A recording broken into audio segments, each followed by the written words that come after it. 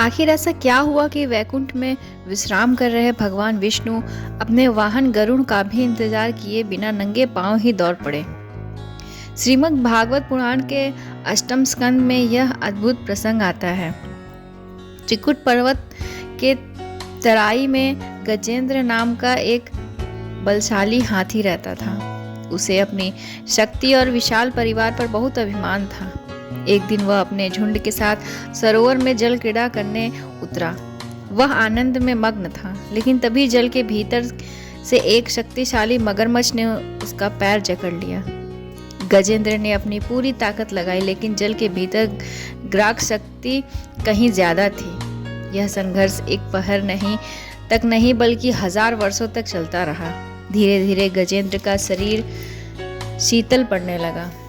जिन साथियों और परिवार पर उसे नाज था, सभी उसे हारता देख सरोवर के किनारे उसे अकेला छोड़कर चले गए। जब गजेंद्र की सारी शक्ति क्षीण हो गई और मृत्यु सामने खड़ी थी, तब उसका अहंकार टूटा। उसे समझ आ गया कि इस संसार में कोई किसी का नहीं होता, केवल ईश्वर ही एकमात्र सहारा है।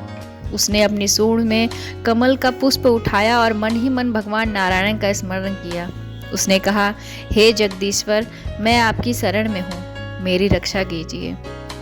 भक्त की यह करुण पुकार सुनते ही भगवान विष्णु इतने व्याकुल हो उठे कि उन्होंने गरुड़ को बुलाने का भी समय व्यर्थ नहीं गंवाया और तुरंत ही वहां प्रकट हो गए।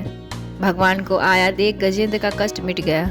उसी समय भगवान अपना सुदर्शन चक्र से मगरमच्छ की मुख फाड़ दिया और गजेंद्र को मृत्यु के मुख से बाहर निकाला। यह कथा सिखाती है कि जब जीव अपना अहंकार त्याग कर जब पूर्ण रूप से भगवान को याद करता है, तो वो पूरी नियम तोड़कर उसे बचाने आ जाते हैं। जय श्री हरि।